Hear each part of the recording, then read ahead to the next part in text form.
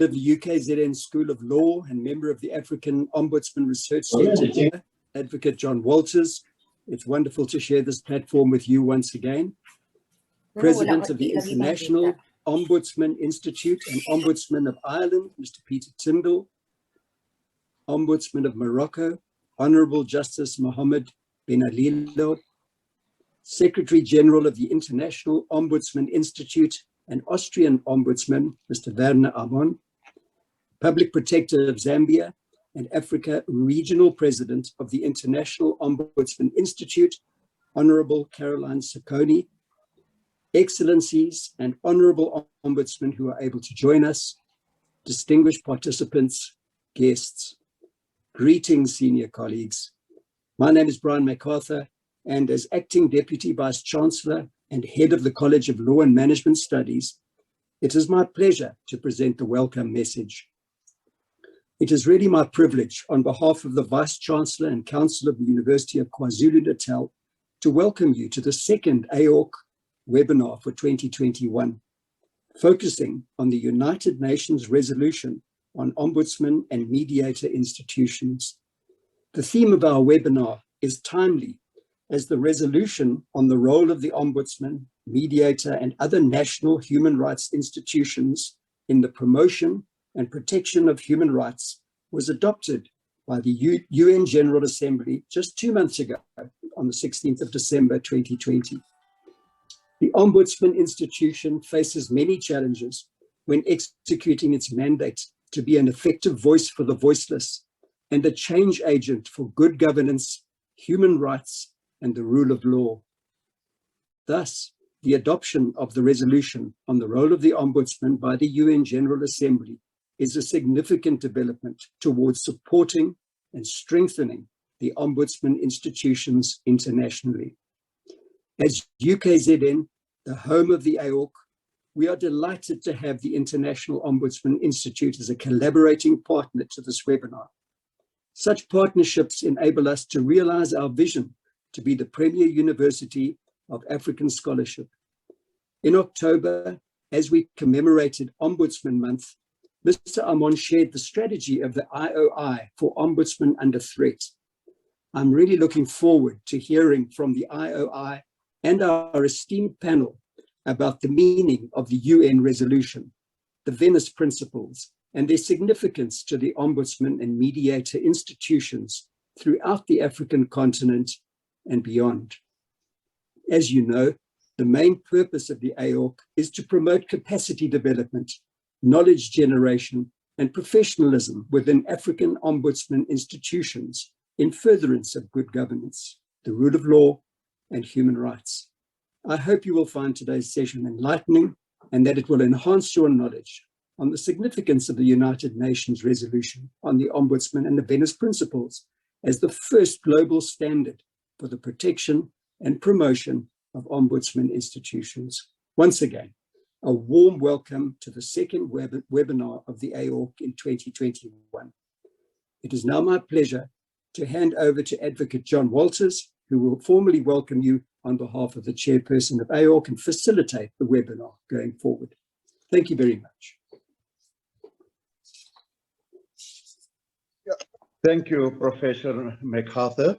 And allow me, ladies and gentlemen, to stand off the protocol, which was established by Professor, and just say good mornings, colleagues and friends. It is my pleasure, firstly, to introduce the topic for discussion this morning, which is the recently adopted United Nations General Assembly resolution on the role of the Ombudsman and Mediator institutions in the promotion and protection of human rights, good governance, and the rule of law.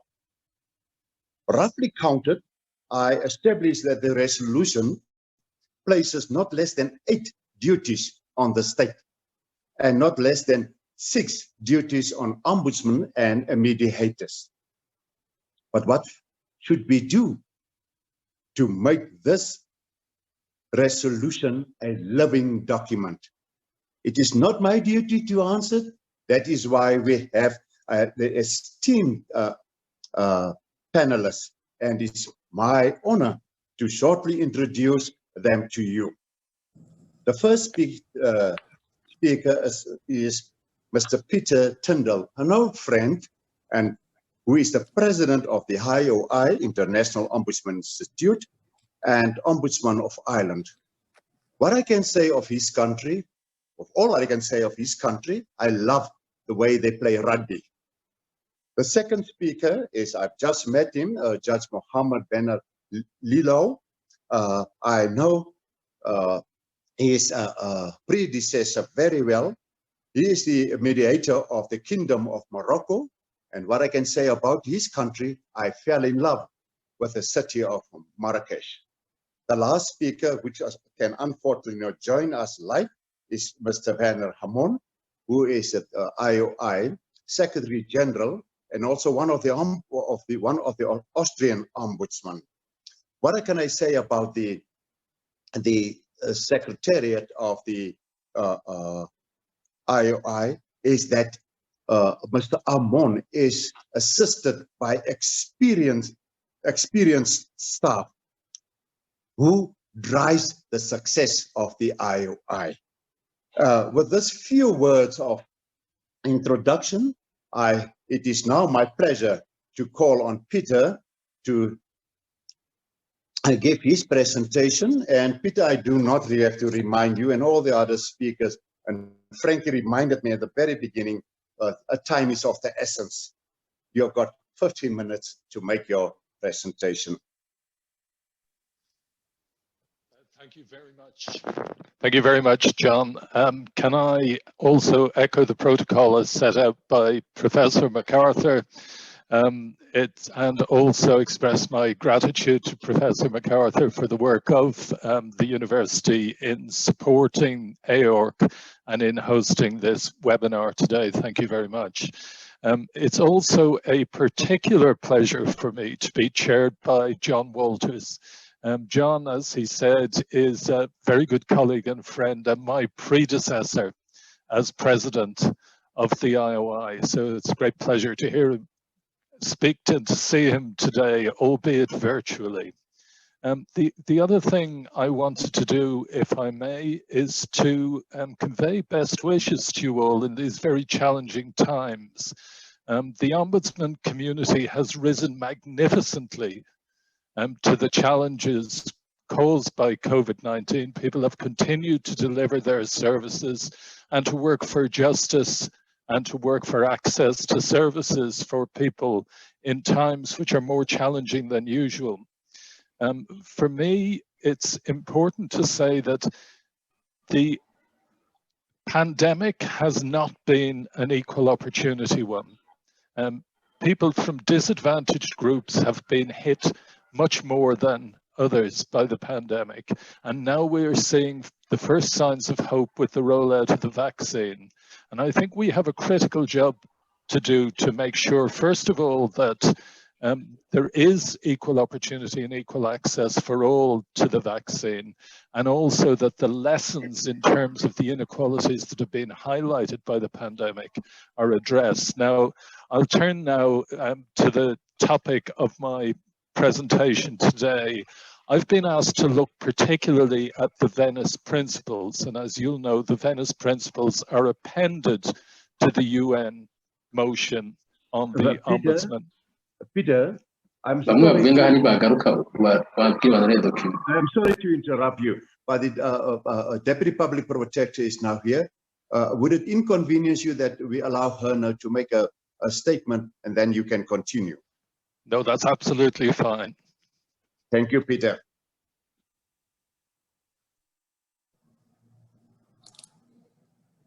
Good morning, colleagues. My sincere apologies. I have been on the lobby for a very long time. I'm advised that Frankie could not see me, and then I entered for about 6 minutes now. My sincere apologies.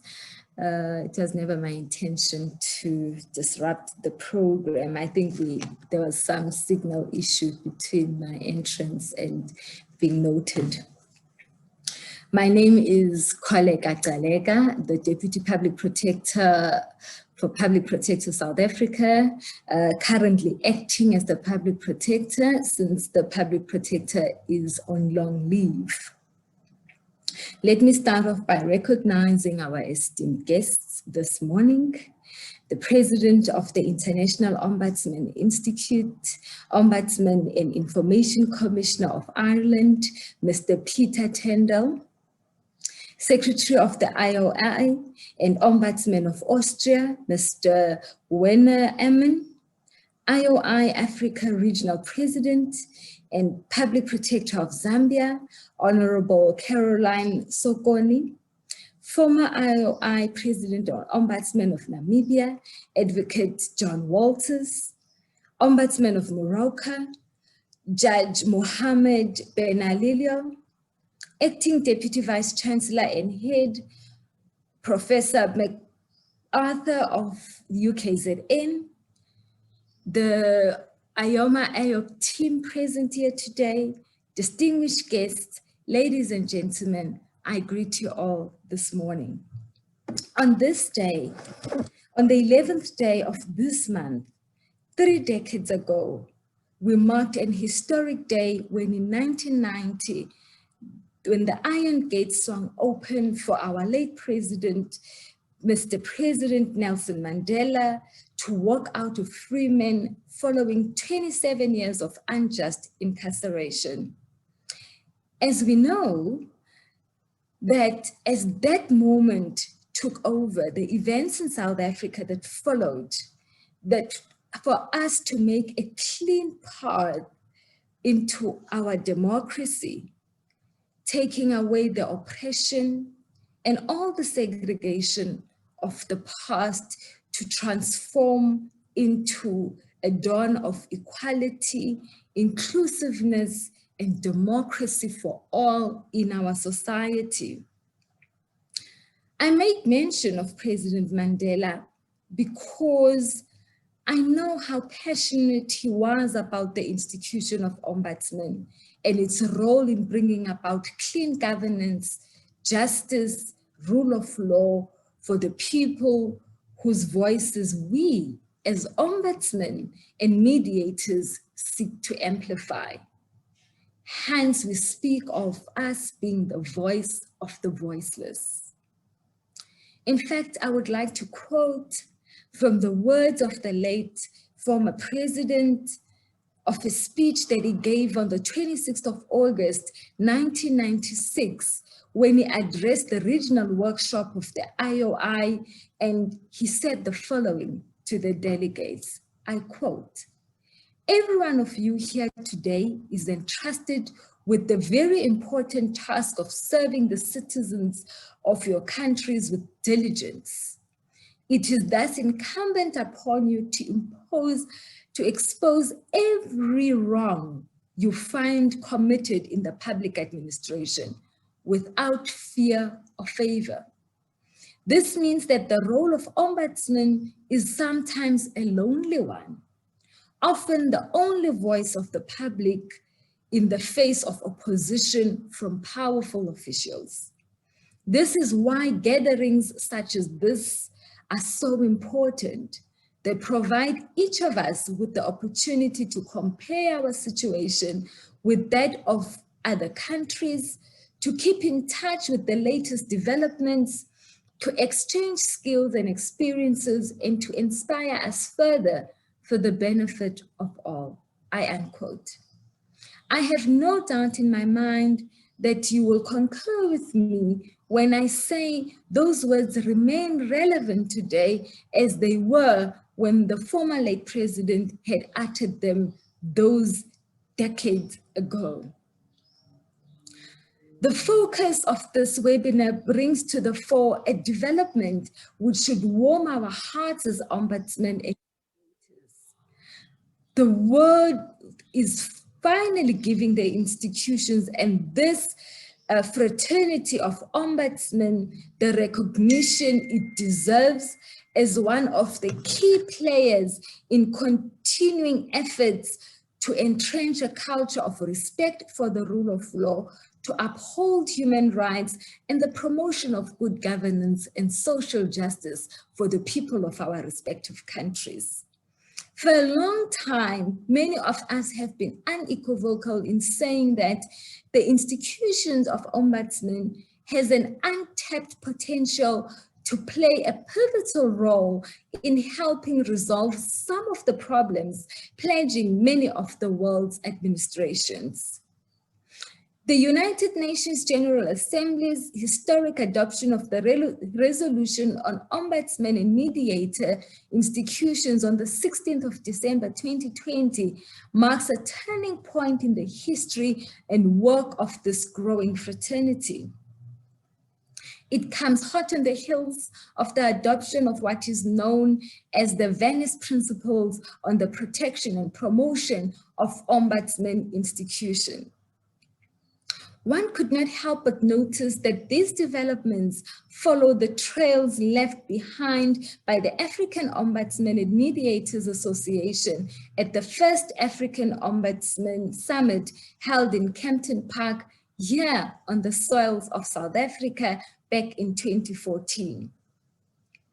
It was during that summit that AOMA adopted the groundbreaking declaration titled the OR Tambo Minimum Standards for Effective Ombudsman Institutions and Cooperation, which sets out 10 minimum standards that African states ought to comply with when establishing ombudsman institutions in the continent.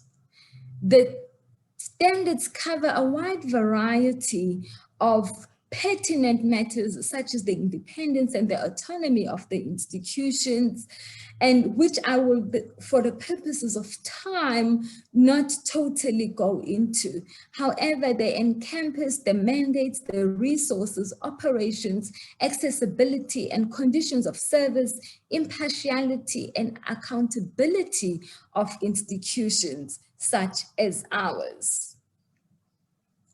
It is also important that the mandate of this declaration emphasizes that focus should be on the investigation and mediation of maladministration complaints, prescribing that the term maladministration should be broadly interpreted.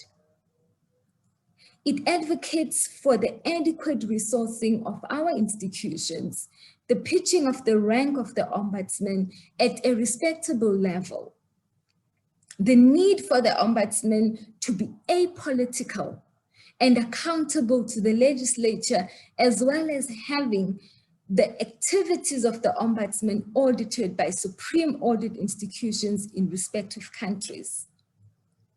The declaration further covers cooperation between AOMA and the AU Commission on strengthening good governance.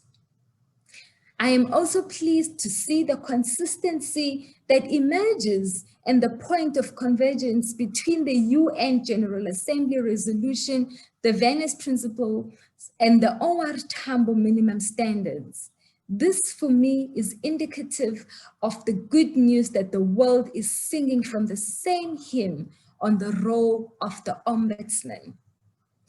On behalf of the President of AOMA, Advocate Busisiwe Mkhwebane, whom I've earlier mentioned that she is on leave until the end of March, I would like to convey her warm regards to this platform and wishing all the participants and those following the proceedings well wishes. I would also like to express special words of gratitude to the IOI for endorsing this webinar and contributing its wisdom through no less than the officials who are represented here, the very own President, Mr. Tindall, and the Secretary General, Mr. Ammon. We do not take for granted your gesture of taking time off your packed schedules to participate in this virtual dialogue. Speaking of Mr. Tindall, I am informed that we are in the twilight days of your tenure as the President of the IOI.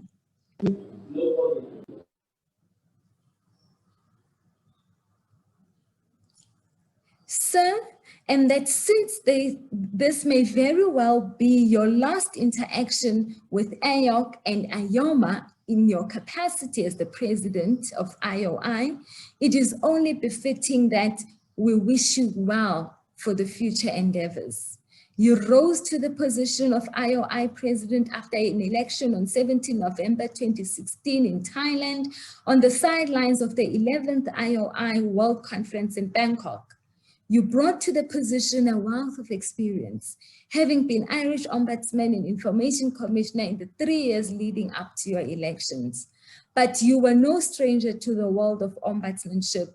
Back then in December 2013, when President Michael Deal Higgins entrusted you with the mammoth task, you had been Public Services Ombudsman in Wales from 2008 and served as chairman of the British and Irish Ombudsman Association.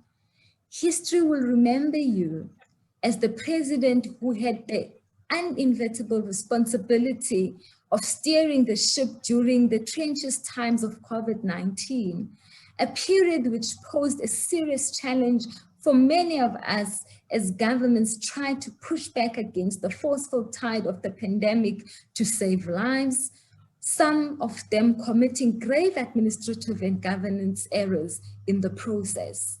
The IOI was itself not insulated from the difficulties and disorganization brought about by the pandemic. The 12th IOI World Conference, which was to have been held in your home city in Dublin last May, had to be put on hold as the virus indiscriminately ravaged the world. You held steadfast and remained unwavering through it all. We are relieved that when you hand over the baton to whomever will succeed you in May 2021, which will now be held virtually, there is now a solution. We are transforming as the world. However, you will not be lost to the world of ombudsmanship. Your footprints will remain with us. Your teachings will remain with us. Your proven record and capability. President Higgins reappointed you to another 6-year term of office as Ireland Ombudsman Information Commissioner in 2019 December. This means you will still be with us in this field and fraternity of ombudsmen until 2025. To thank the meaningful contribution you made to the institution of the ombudsman in the world, as we do with those who come before you, such as Advocate John Walters of Namibia, who is participating in these proceedings. We will always be keen to quench our thirst from the fountain of knowledge that you are. This time you are still with us in this field at least, and for that we are thankful and grateful. We wish all a fruitful discussion from the expertise that are here before us today.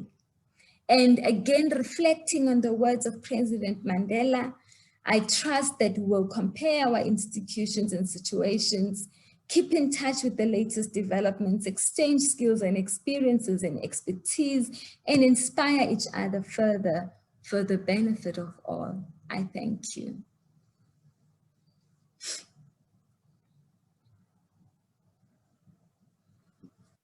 Thank you, Deputy Public Protector, for your kind words and encouragement, especially reminding us of the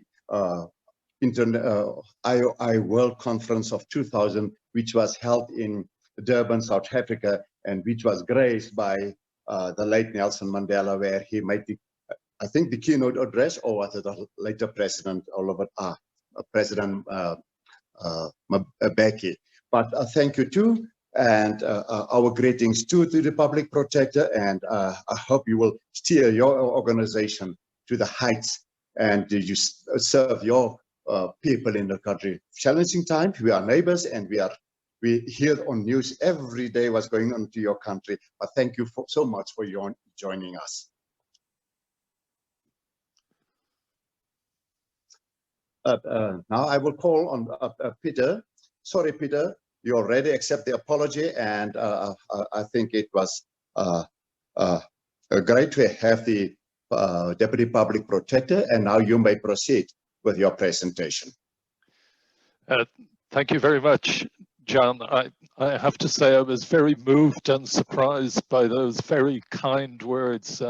Grateful to you for saying so. It's been a privilege and pleasure for me to be president of the IOI, and I've been consistently inspired by the Ombudsman community in Africa, with whom I've had considerable engagement, and those words mean a lot to me, so thank you very much. I'm going to move now. I'm conscious that the time is coming along, so we'll move now to talking about the Venice Principles, and with luck.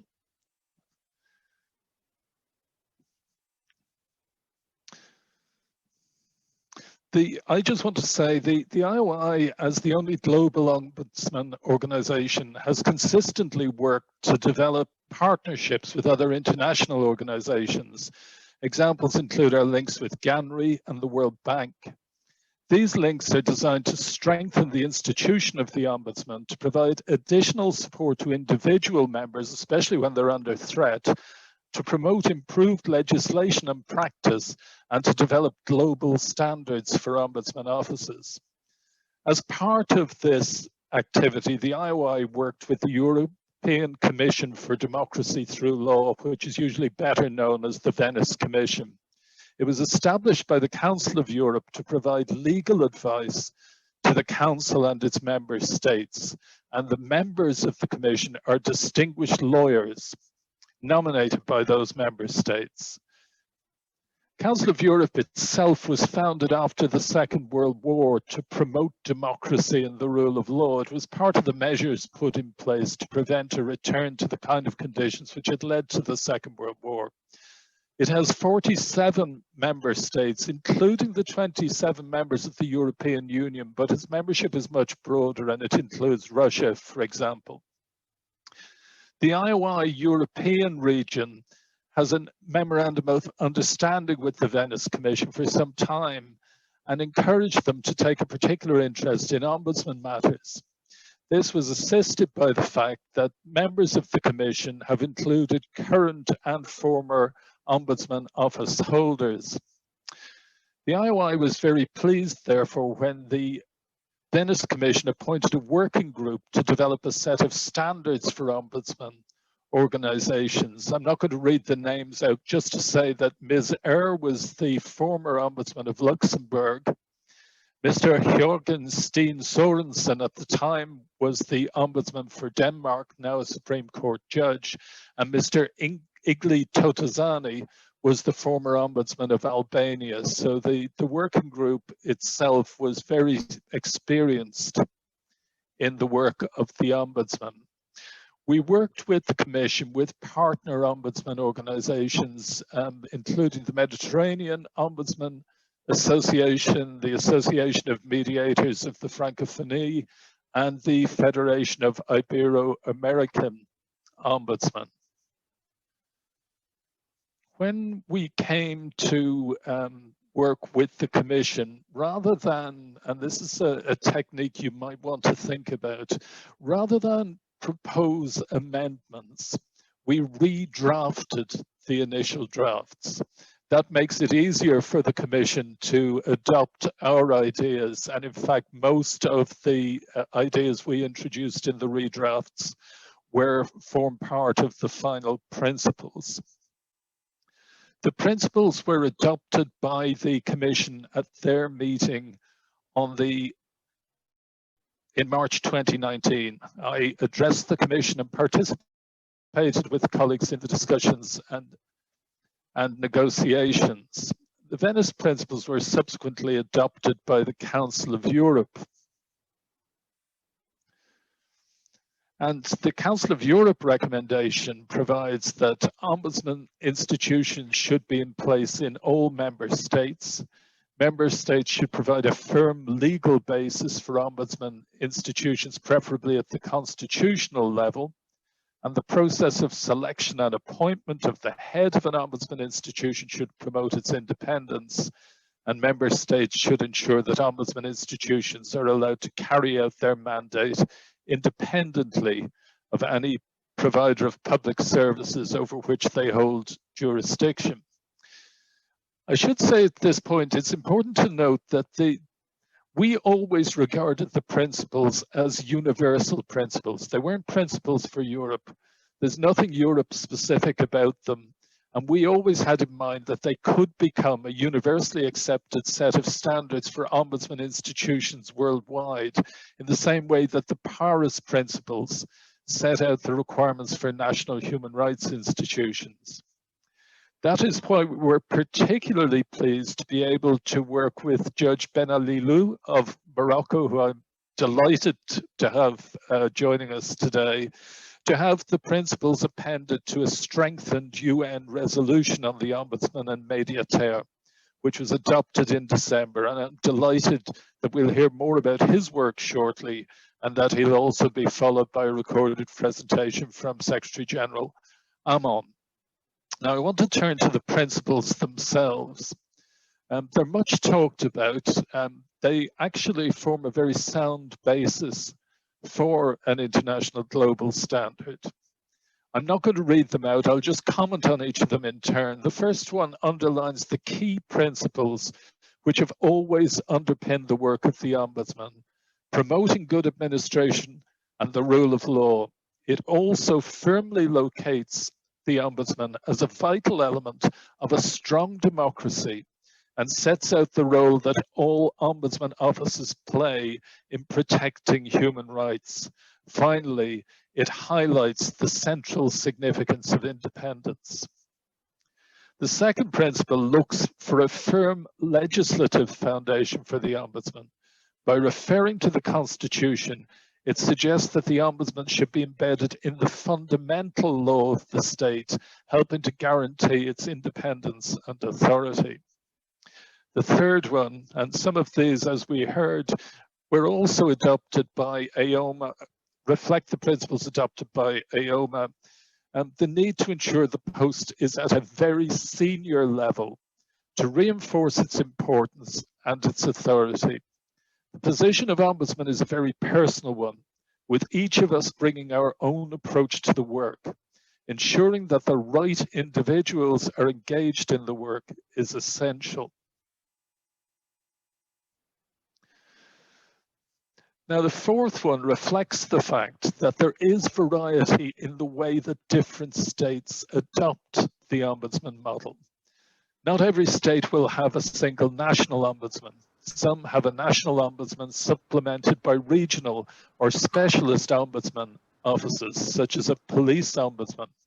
There are also municipal ombudsman offices and offices which reflect the particular cultural requirements of their country, as is the case in Belgium, where there is a French-speaking ombudsman and a Flemish-speaking ombudsman working together at the federal level.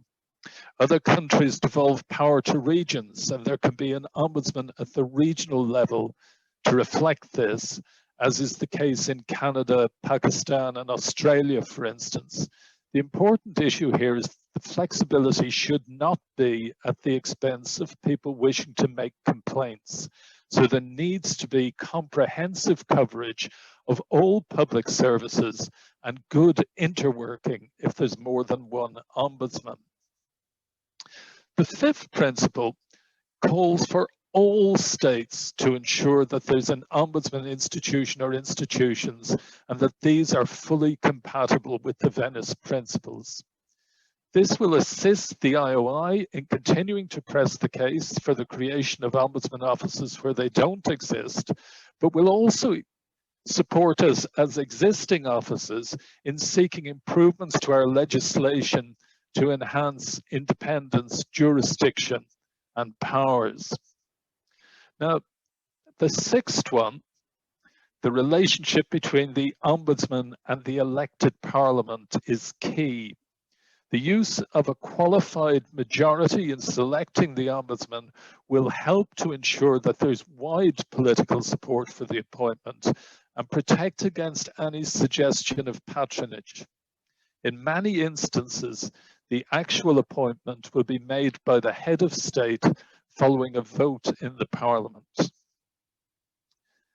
Now, for some of us, the seventh one is something that we know is not consistently practiced.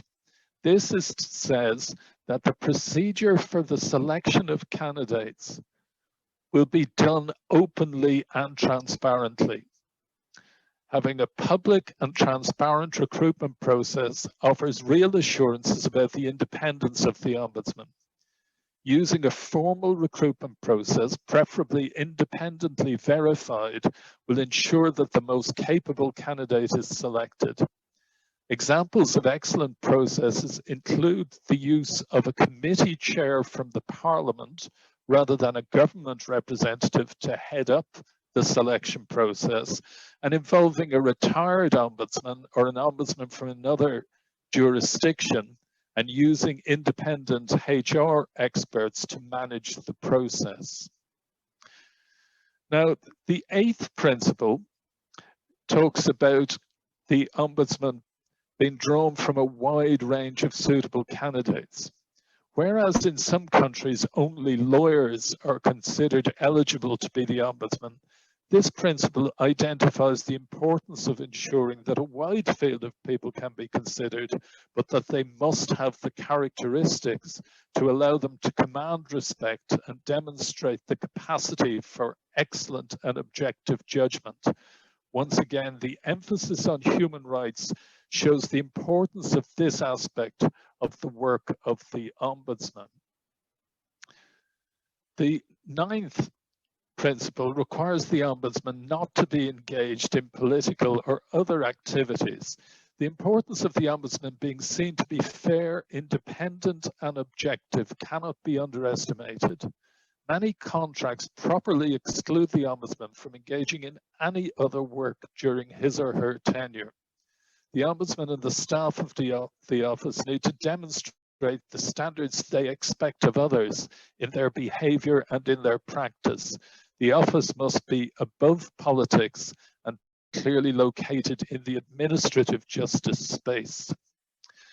The term of the office shall be longer than the mandate of the appointing body, and this again is designed to ensure the independence of the office.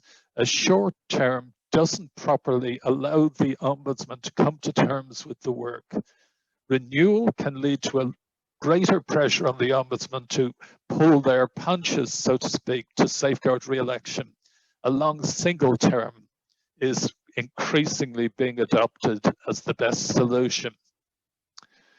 And similarly, it should be very difficult to remove the Ombudsman from office, and whereas government of the day quite often doesn't like what the Ombudsman has to say when they're doing their job properly, they shouldn't be able to undermine them by threatening them with removal.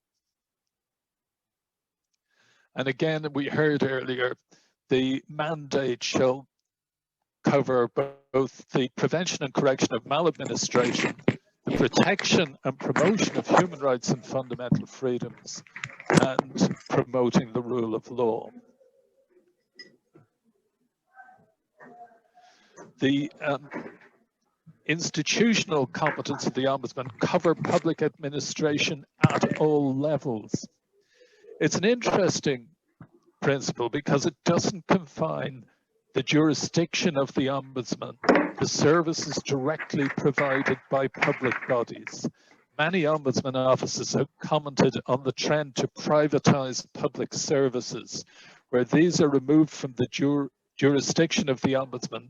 The users of those services lose their access to redress. This principle clearly states that even if a service is privatized, the Ombudsman should retain the competence to deal with any complaints. It also makes clear that the administration of the courts can come within the Ombudsman jurisdiction, but that the independence of the judiciary must be respected. The Ombudsman shan't be given nor follow any instructions from any authorities. It's up to the Ombudsman to decide what to investigate and how. And free access at 15 is a fundamental principle. The access to the courts can often be difficult and expensive. The Ombudsman is open to all. And the Ombudsman should be able to have discretionary power to either investigate following a complaint or to investigate on their own motion or own initiative. This is a very powerful statement because it allows the Ombudsman to open an investigation with or without a complaint. Own motion is a very powerful tool to cast light on areas where improvement is required, and it's particularly useful to consider the treatment of people who may be disadvantaged when it comes to complaining. Coupled to this is a wide range of power to require full cooperation from public service providers and officials. Having full access to buildings and individuals is essential for work with prisoners, for example.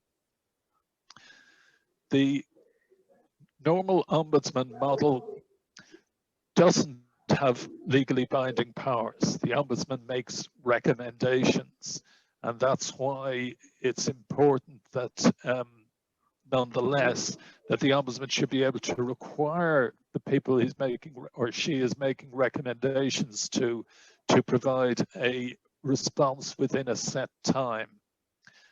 And the ombudsman at 18 can also be seen, as many ombudsman offices do, to take part in the monitoring of fundamental rights and freedoms. That, for instance, would encompass the OPCAT role.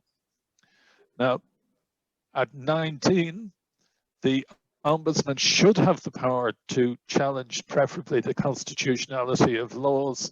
Often in the course of an investigation, the ombudsman will conclude that even though the public service provider has acted within the law itself is leading to an unfair or unjust outcome. And there will be occasions where the ombudsman will conclude that a law has in practice breached the constitutional or human rights of a person complaining or a class of people. Having the power to intervene in court cases is a powerful tool to facilitate action in this field. And then the reporting to Parliament. The power to report to Parliament, as we all know, is a key tool in our armoury. The Ombudsman relationship with the Parliament is critical if the administration is reluctant to implement recommendations. The requirement that reports should be public also ensures that the work of the office is open and transparent, and provides a further incentive for bodies in jurisdiction.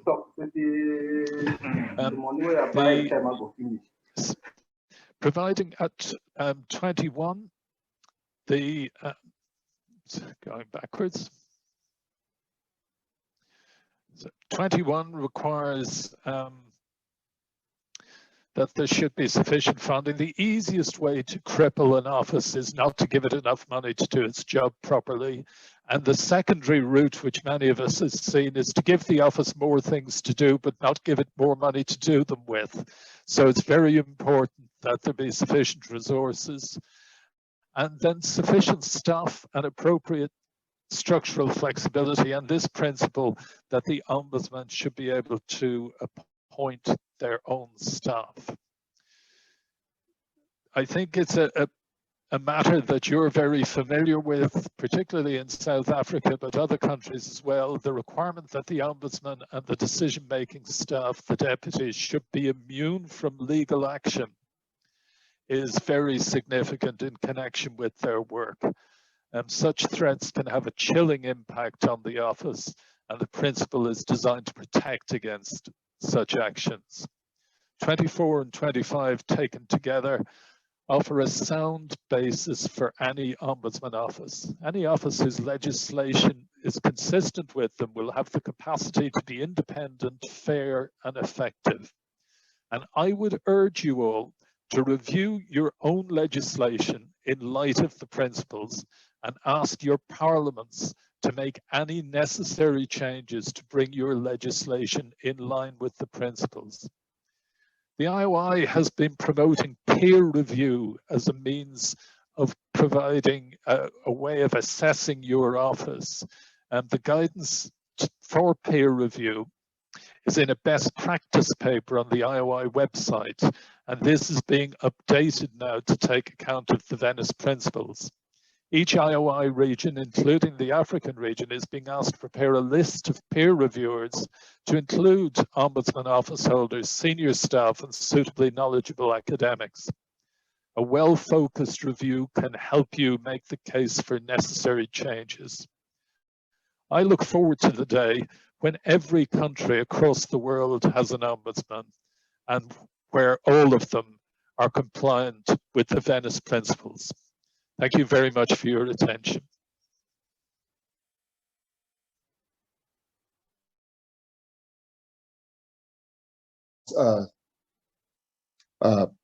Putting out and explain to us what the Venice Principles is all about.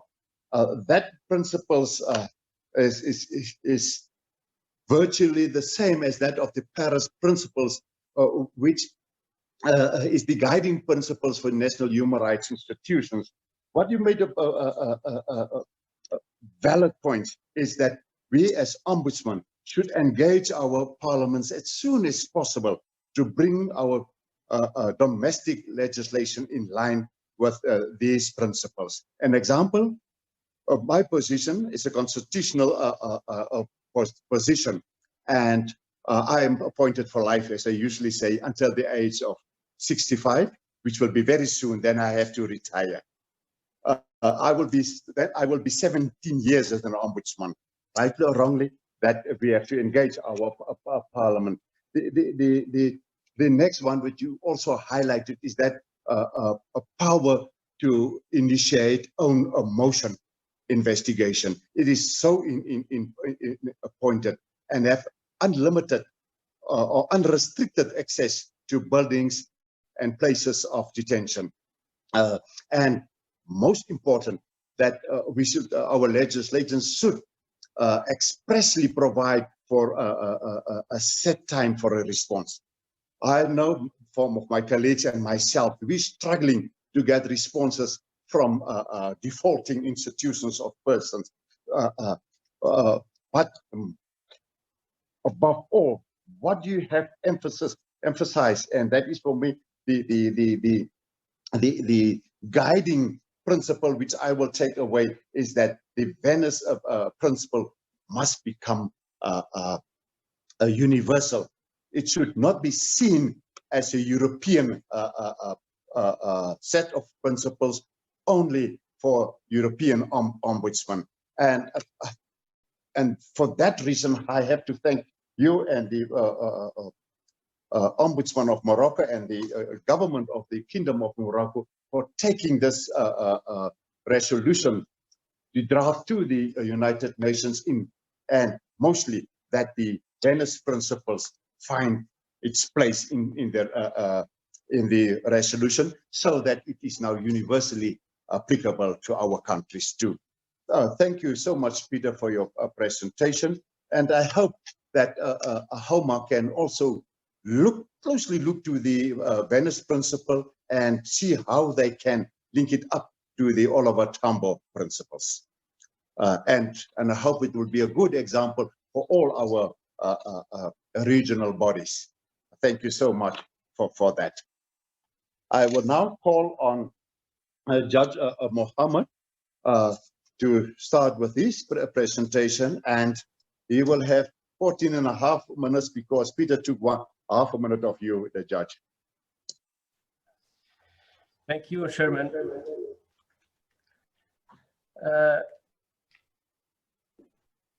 Permettez-moi de vous m'adresser en arabe, s'il vous plaît.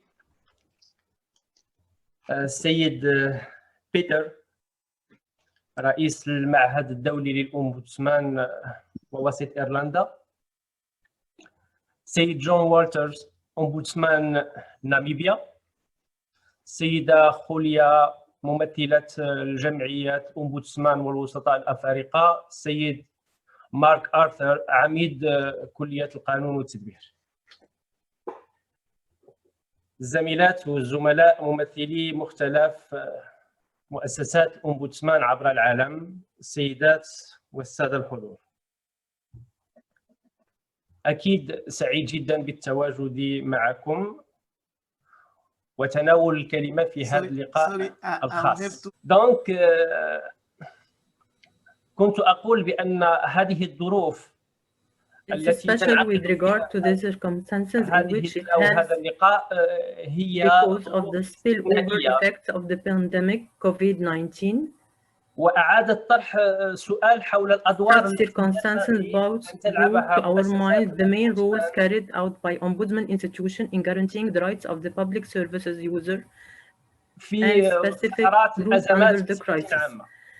Also a special meeting because of its time given the UN General Assembly adoption during its 17th session held on December 16, 2020 of the resolution regarding the role of the Ombudsman and mediator institution in the promotion and protection on human rights, good governance and the rule of law. اسمحوا لي أن أبادر إلى القول إن تناولي للموضوع لابد أن يتم في سياقاته المؤثرة. Allow me therefore to say I will tackle this topic according to different contexts, namely the human rights centered, institutional, demobilizing, as well as the post-historical context. As well, all know despite the key roles performed by the Ombudsman and mediator institution, the latter lacked for a long time the sufficient interest by the United Nations, its bodies and ad hoc committees in a way that would adequately respond to the mission carried out by such institutions. Hence, such institutions have always been governing concerning the international norms which recognize the rules and action by the key general international standard which regulate the action of all other human rights promotion institutions, principles and goals of the UN Charter of Human Rights Declaration of Vienna Program of Action, as well as Paris Principles, without having any specific norms which confirm their independent existence. However, given the significant proliferation of such institutions worldwide and bearing into mind the rights protection specific rules, including public service rights, in addition to being a source of proposal aiming at redressing public policies and enhancing transparency debate. هذه المؤسسات مؤسسات الأومبودسمان، لكن أمام الانتشار الملحوظ الذي عرفته هذه المؤسسات عبر العالم وبالنظر لخصوصيات الأدوار التي تتميز بها في مجال حماية الحقوق and bearing into mind the rights protection specific rules, including public service rights, in addition to being a source of proposal aiming at redressing public policies and enhancing transparency debate, who launched concerning the relationship between the Ombudsman Institution and the human rights protection system. Debate also tackled the setting up of norms which meet the particular character of such institution.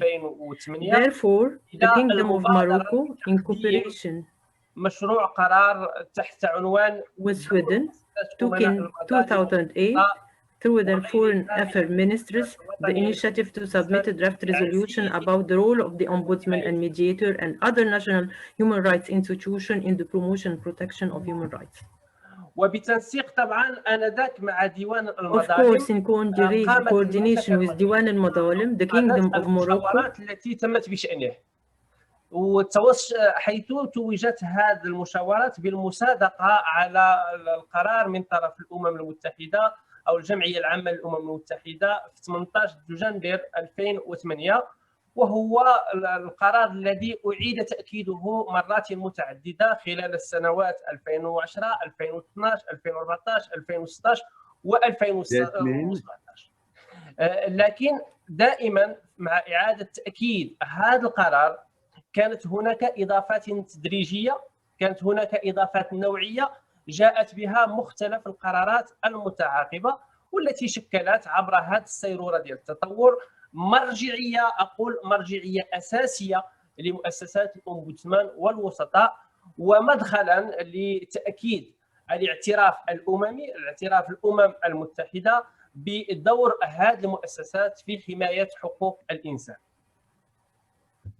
وهنا لابد أن أشير يعني ولو من الزاوية التاريخية إلى أنه بالرغم من التحفظات التي أبدتها بعض الدول آنذاك والتي لم تكن بعد تتوفر على مؤسسات الأومبودسمان، وبالرغم أيضا مما لاقاه النقاش أو المشاورات آنذاك من صعوبات سواء حول فكرة الوساطة في حد ذاتها أو غياب مرجعيات سابقة تحيل على الحكامة الرشيدة في اختصاصات الأومبودسمان، أو أيضا الاختلافات الوظيفية لهذه المؤسسات عبر العالم، بحيث هناك دول تعتبر الأومبودسمان جزء من المنظومة الوطنية لحماية حقوق الإنسان من الآليات الداخلية، ومنها من يعتبرها مؤسسة مستقلة. إذا كل هذه الأمور شكلت نوع آنذاك في 2008 نوع من الاعتراضات والتحفظات. وبالرغم من ذلك فقد كان القرار الأممي الصادر آنذاك محفزا أساسيا على خلق دعني أقول دينامية جديدة من خلال ما أكد عليه من تشجيع الدول على خلق هذه المؤسسات. شجع الدول على إحداث مؤسسات الأومبودسمان كآليات جديدة لحماية الحقوق وتعزيزها، وأوصى أيضا بضرورة تعزيز المؤسسات القائمة وتزويدها بالإطار التشريعي الملائم وبالموارد المالية الكافية لضمان الاستقلالية ولضمان أيضا مصداقية العمل الذي تقوم به. تعمدت أن أشير إلى هذا السياق التاريخي لأنه محدد أساسي لفهم القرار الصادر مؤخرا في الدورة 75. هذا السياق أيضا كان محكوم، وهذا مهم للغاية، بسياق آخر هو سياق دعني أسميه حقوقي، دعني أن أسميه سياق مؤسساتي ظهر إلى الوجود، جسده واقع مؤسسات الأومبودسمان في ذاتها، جسده أهمية هذه المؤسسات داخل النسيج الحقوقي لمختلف الدول، وأيضا جسده ما راكمته هذه المؤسسات من مكتسبات مطبوعة طبعا بتوسيع مجال الحريات، مطبوعة أيضا بتوسيع تعزيز حقوق الإنسان. هذا أيضا سياق كان له أثر بالغ في ظهور هذا القرار الذي نتحدث عنه، بالإضافة إلى دور مهم لعبته فكرة التشبيك المؤسساتي. فنحن أصبحنا في السنوات الأخيرة نتحدث عن مجموعة من الشبكات المؤسساتية إن على المستوى الجهوي أو على المستوى الدولي، وهي عبارة عن آليات محفزة ساهمت في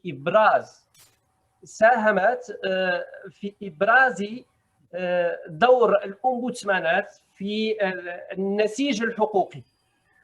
طبعا نخص بالذكر بالإضافة إلى العمل الكبير الذي يقوم به المعهد الدولي للأومبودسمان، وهذا أمر معروف.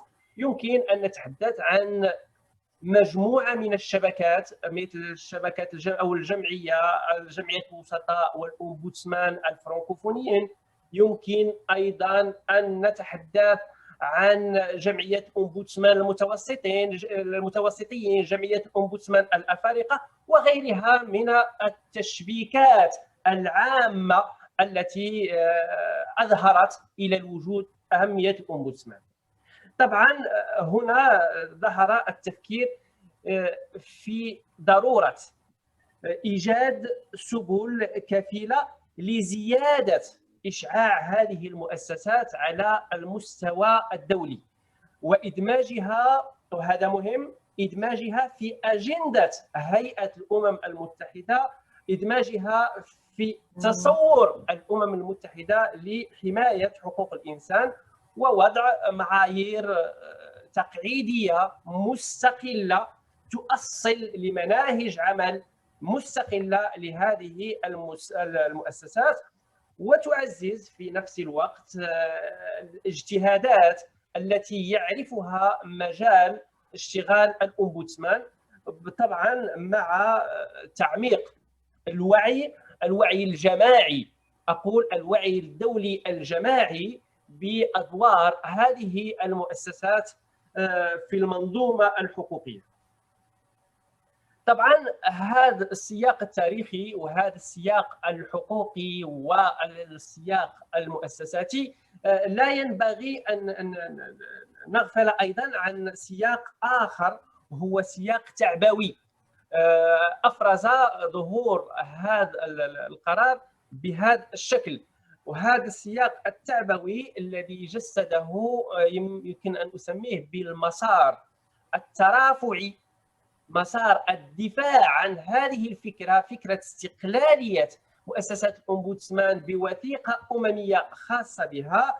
ابتدأ من العمل التقني الذي قامت به لجنة موضوعاتية منبثقة عن المعهد الدولي للأومبودسمان. وهنا أريد أن أقف لكي أحيي بحرارة السيدة كاترين دوبريكر الحاضرة معنا في هذا الويبينار على المجهودات الكبيرة التي بذلتها في هذا السياق. طبعا هذا العمل التقني هو الذي سهل العمل الدبلوماسي الذي قادته الدبلوماسية المغربية، دبلوماسية المملكة المغربية مع العديد من الدول التي عبرت عن اقتناعها، عبرت عن انخراطها في الدفاع عن هذا المشروع الذي نسميه الآن قرار صادر عن جمعية عامة للأمم المتحدة خاص بمؤسسات الوسطاء أو مؤسسات الأومبودسمان.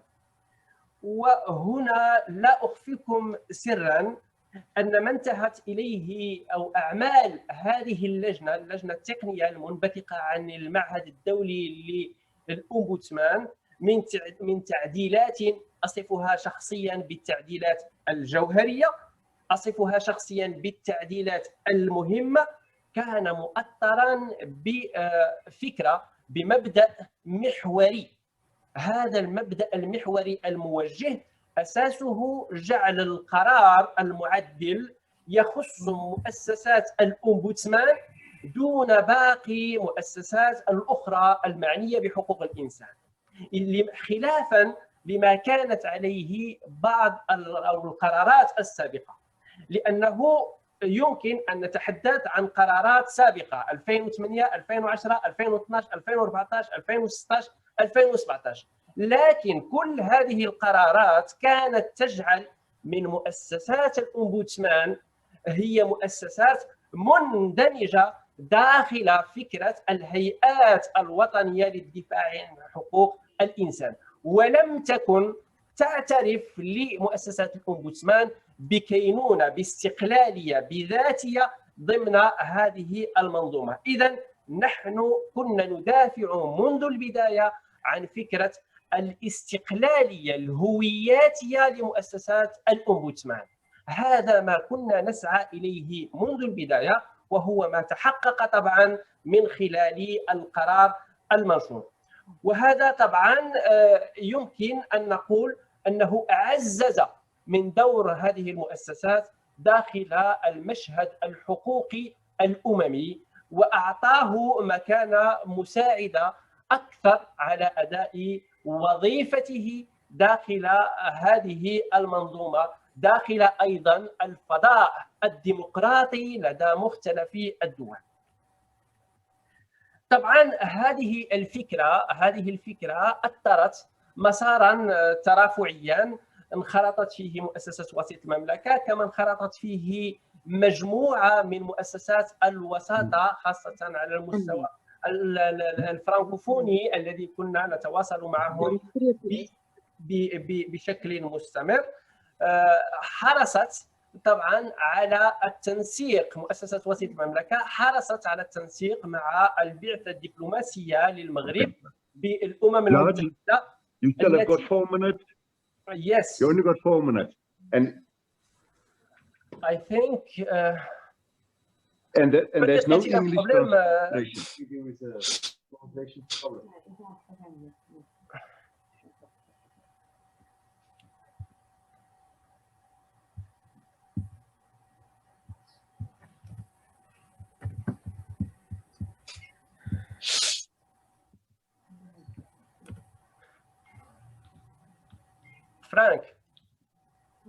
Frankie. Yes, yes, sir.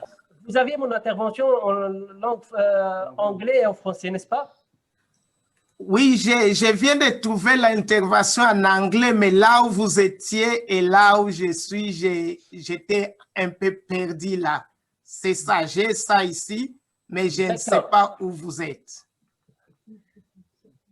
Can I help you? Yes, yes, yes. Which page are you on so that I can... À quelle page vous êtes? في أي صفحة حضرتك معالي الوسيط؟ So je peux afficher la page. One word, please.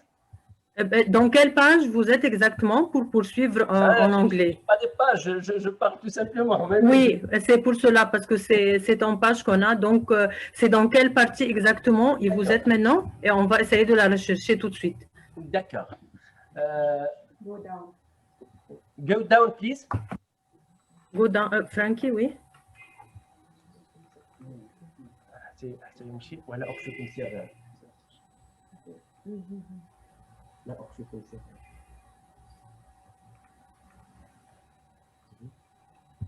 Que j'avance? Yes. Doucement, s'il vous plaît.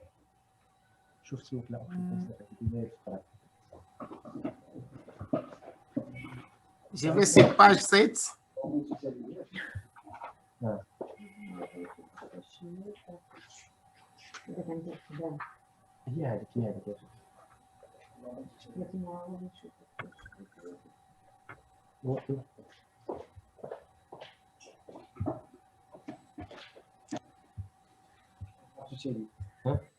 I have to tell you.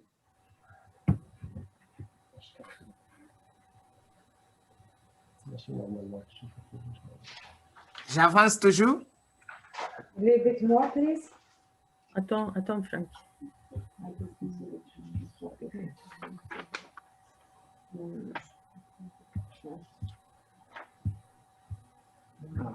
have to tell you. I have to tell you.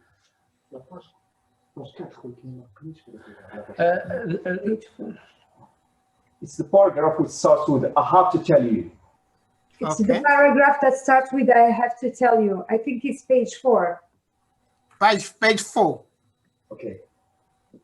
All right. Yeah. I have to tell you. Yeah, oui, ça commence, c'est le début de la page, Frankie. I have to tell you, okay? Okay. Yes. Voilà. I have to tell you that the coordination work, okay? Yeah. Yes. Did Is you it find there? it, Frankie? Yes, yes. However, the UN resolution, that page 4. No. Attends. Just look for the paragraph that starts with I have to tell you. Oui. Okay. Avance un peu, Frankie.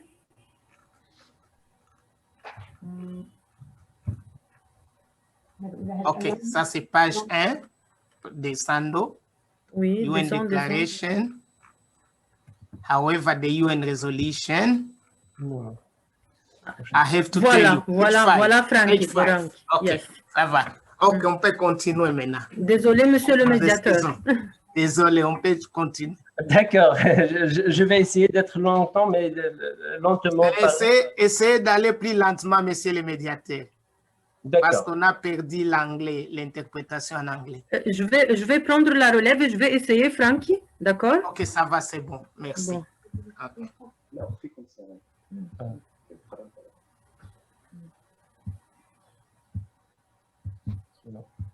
Okay.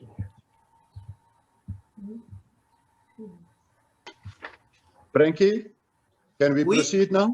Yes, we can proceed, and please don't worry about the time. You can give him more minutes, provided that actually the participant understand what is. Then the judge may proceed.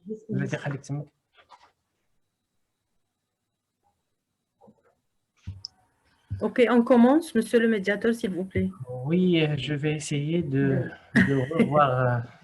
L'arabe? 2 minutes, s'il vous plaît. Ok.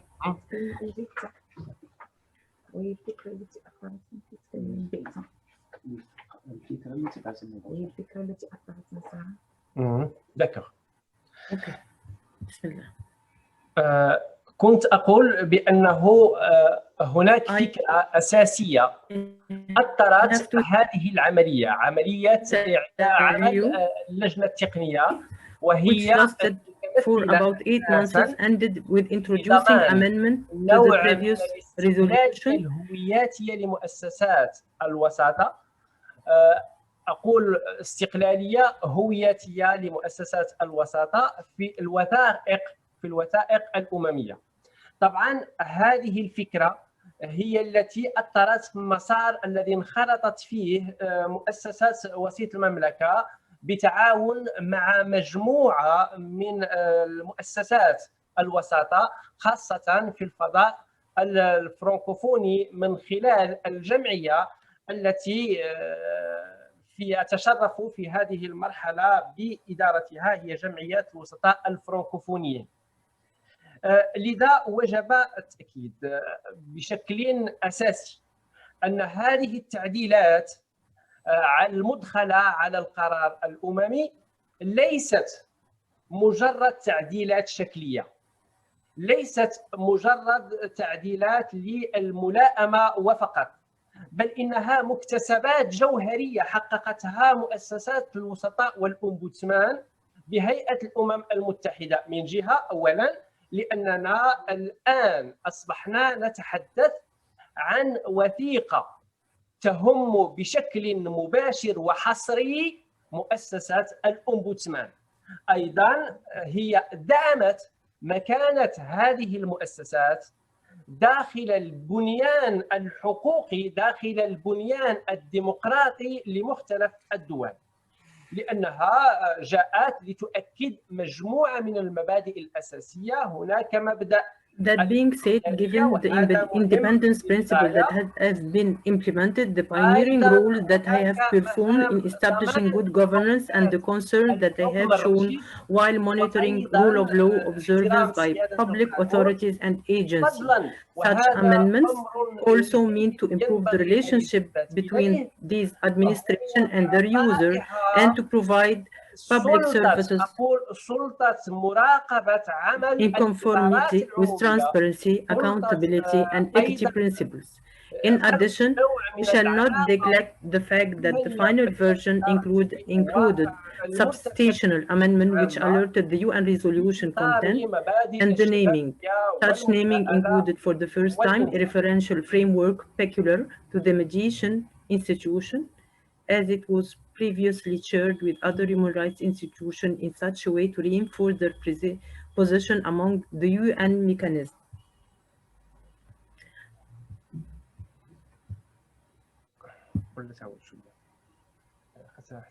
هذا طبعا ولا ينبغي أن Likewise, as highlighted in the resolution's title, its naming confirms the competence of the mediation institution in fostering good governance and the rule of لما سبق من القرارات على 3 مستويات. On the level of drafting, the new resolution was formulated using a strong language which support the position of mediation institution through adopting an affirmative style concerning a number of principles which would, for the first time, installed their key roles, as well as the express of recognition style with regard to some prerogatives and means of intervention. All these changes aimed at reformulating the Ombudsman institution rules and regulating the relationship between citizen and the administration to meet objectivity, transparency, and impartiality requirements. With regard to the context, as clearly shown on the resolution's body, with regard to clearly shown on the resolution, new paragraph were added to the amendment version. In fact, the preamble which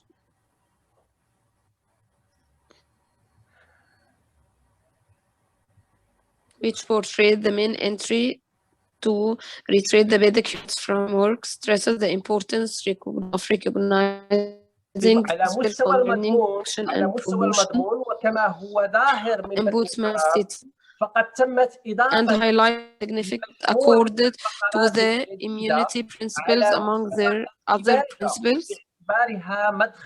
This goes in line with will be previously expressed upon submitting draft resolution, which aimed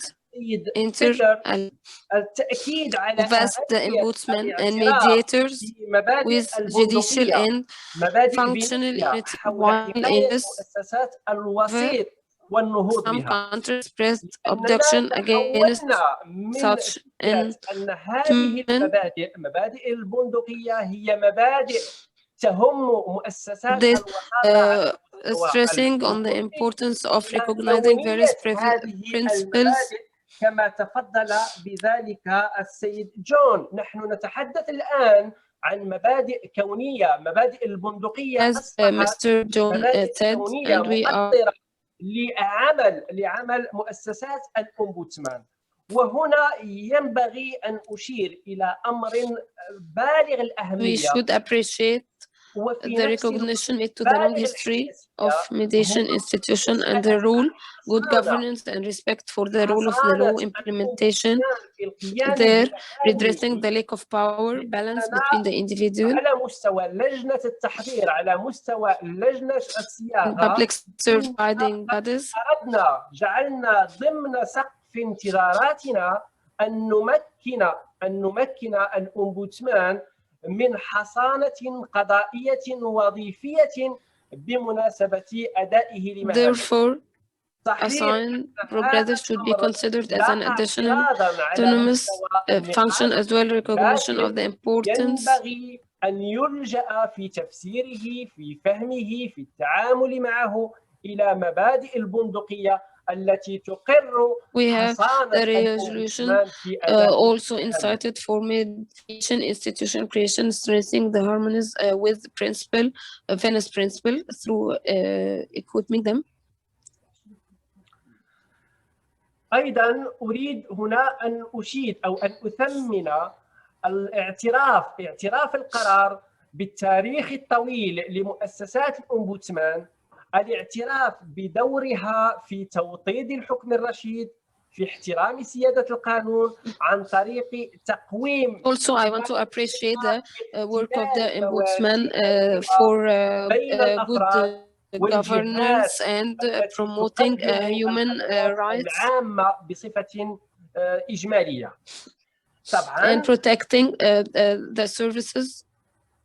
وهنا أيضاً هناك معطى مهم للغاية، هو معطى اعتبار هذه المهام مهام خدمة المرتفق هي وظيفة مستقلة، وظيفة إضافية كما وصفها القرار، تنضاف إلى مؤسسات الأومبودسمان، خاصة بالنسبة للمؤسسات المختلطة التي تجمع بين مهام الأومبودسمان وأيضا مهام الدفاع عن حقوق الإنسان. فضلا طبعا عن ما أقره هذا القرار، وهذا مهم، من توضيح لنطاق الاستقلالية، لأننا كنا نتحدث عن استقلالية مؤسسات الأومبودسمان بهذه العمومية انطلاقا من مجموعة من القرارات. الآن أصبحنا نتحدث عن نطاق محدد للاستقلالية، مفاده الاستقلال عن السلطة القضائية.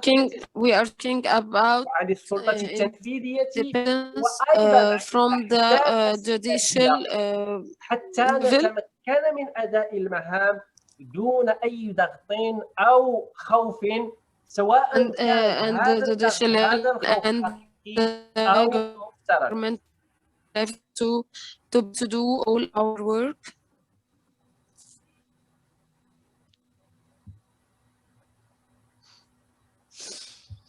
بصفة عامة لقد حققنا مكتسبات كهيئات أومبودسمان، كهيئات وساطة، حققنا مكتسبات يمكن أن أختصرها في 3 دلالات رمزية.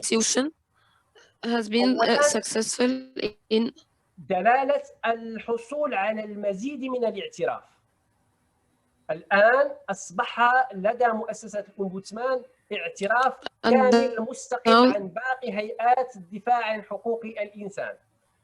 أيضا هذا القرار جسد فهم متطور متقدم. This resolution emphasized a very development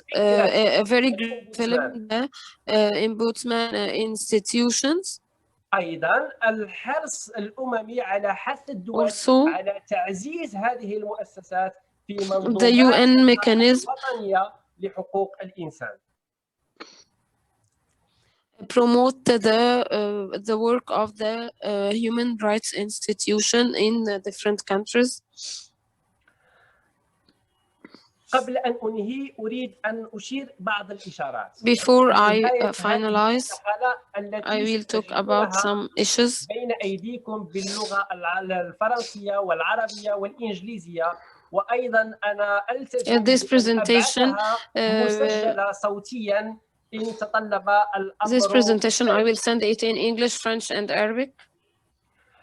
تجدر الإشارة أن قراءة هذا القرار الأممي ينبغي دائما أن تتم في توافق في اتساق مع القرارات السابقة له، لكي نقف عند المفهوم المتطور للوساطة واختصاصاتها من منظور الجمعية العامة للأمم المتحدة، لكي نقف على تطور الفهم داخل هذه الأجهزة. حضرات السيدات والسادة، ونحن نستعرض ما حققناه من مكتسبات عبر هذه الآلية الدائمة لدى كمؤسسات. We are talking about this resolution. تحديات جديدة، تحديات تتجلى في تحويل هذا القرار إلى برامج، إلى أنشطة، إلى ممارسات تعزز أدوارنا، تعزز صلاحياتنا المعترف بها، حتى نكون our work and our فعالا في مجال حقوق الإنسان and our principles المبني and our الرشيد على initiatives الإنسان وسيادة القانون. وهذا أؤكد هذا ما يجعل مرحلة ما بعد القرار الأممي مرحلة حاسمة في التفاعل مع مقتضياته والقيام بمبادرات أخرى للتعريف به ومواصلة العمل للانخراط في أجهزة الأمم المتحدة المعنية بحقوق الإنسان.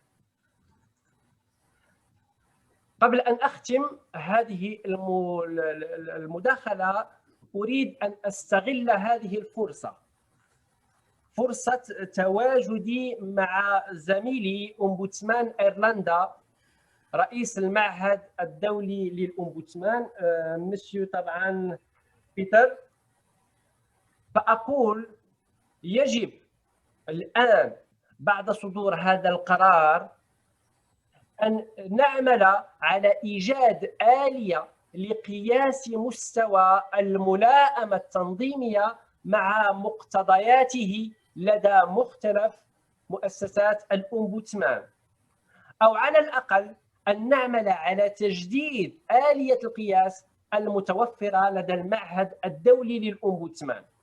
أكيد نحن كمؤسسة سنكون سعداء جدا لكي نتقاسم مع المعهد خبراتنا في هذا الشأن. وأيضا أريد أن أعلن من هذا المنبر إلى كل الزميلات، إلى كل الزملاء ممثلي مؤسسات الأومبودسمان عن استعداد مؤسسة لتقاسم ممارساتها الجيدة institution ready implementing this resolution. على كل المستويات، المستوى الثنائي، المستوى المتعدد الأطراف، المستوى الإقليمي. إذا نحن all over the whole levels, the international level and the national level. أشكركم جميعا على Thank you so much. على هذا الوقت. أنا أعرف أنه كانت هناك نوع من المشاكل في الترجمة، لكن أضع بين أيديكم مداخلتي كما قلت باللغة الفرنسية والإنجليزية، وسأبعث إلى المنظمين تسجيل صوتي بهذه المداخلة. شكرا لكم وعفوا على ما يمكن قد طرأ من مشاكل في الترجمة.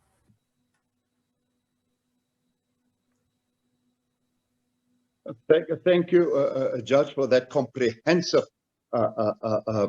speech on the history and the implications of this resolution. I am extremely sorry, and I apologize to those members and interesting persons who could not follow the translation. I could also not follow it. The translation, because it was cut off for long periods, and for that reason I cannot summarize what Judge Mohammed said to us. But what is for me interesting is that what he mentioned is that the importance of the Venice Principles on the promotion of the protection of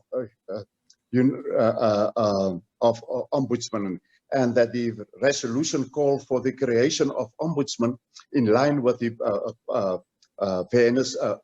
Venice Principles, and that states should, when they create institutions, ombudsman or mediator institutions, to create it in line with these principles. As you all seen on screen, the speech of Judge Mohammed will be made available to everyone. And thank you so much again, Judge Mohammed.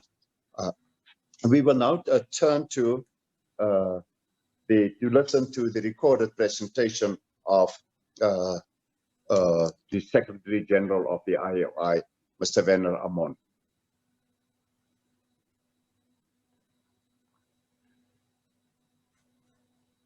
Ladies and gentlemen, thank you and welcome. Talk to you at this webinar today, and I would like to thank the African Ombudsman. Great connection. Can I just ask before we start if you can all hear?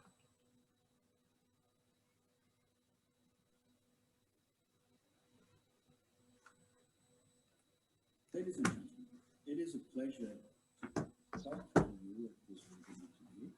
I would like to thank the African Ombudsman Research Center for setting up this online event. Frankie, it's a little bit soft. We cannot hear. And the Ombudsman of Morocco for their very interesting presentations. Thank you. On the 16th of December 2020, the UN General Assembly adopted the resolution on the role of ombudsman and mediator institutions in the promotion and protection of human rights, good governance, and the rule of law. I'm proud to say that the International Ombudsman Institute played an important role in developing this amended version of the United Nations resolution.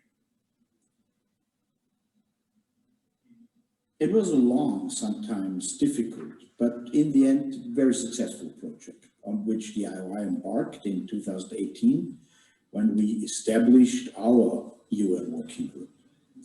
Our aim was to forge closer ties with the United Nations, to raise awareness among UN officials about ombudsman institutions, to make the work ombudsmen contribute to the human rights field more visible, and to aspire official recognition of ombudsman institutions by the United Nations.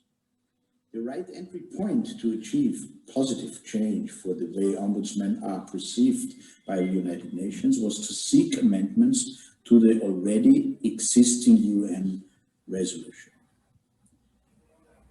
Before I continue, please allow me to take this opportunity and thank all the members of the IOR working group for their active and passionate contribution. Of course, IOR President Peter Tindall, IOR Vice President Stein Welburn, and Chris Fields, already President-elect of the IOI, the African Regional President Caroline Sacconi, the Belgian Federal Ombudsman Catherine de Bruycker, and our esteemed colleague from AOMF, Marc Bertrand. Thank you all for your input and the long hours you put into this very important IOI project.